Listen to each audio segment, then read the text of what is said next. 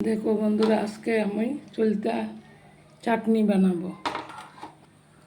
কি করে বানাই? প্রথমে গরম জল করলাম, গরম জলে একটু লবণ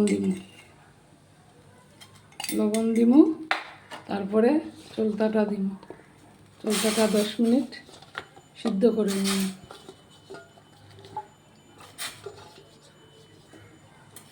সিদ্ধ করে এখন একটা ডাকিয়া 10 মিনিট রাখা দিব। সিদ্ধ হয়ে গেছে, এখন উঠাই নিব।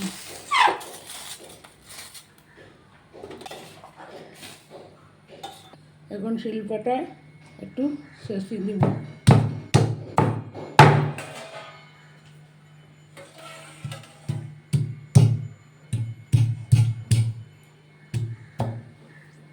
বসাইলাম, কড়াই গরম হয়েছে, এখন একটু তেল দিব। তেলটা গরম হইলে শস্য ফোড়ন দিব। এখন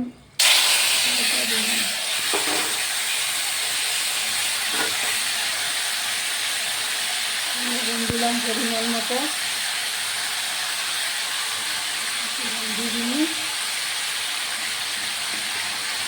একটু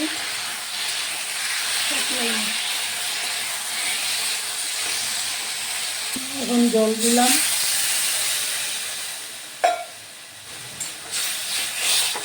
গুড় দিব পরিমাণ মতো। এখন তিসির গুঁড়া দিব। তিসির গুঁড়া দিয়া লামাই নেব।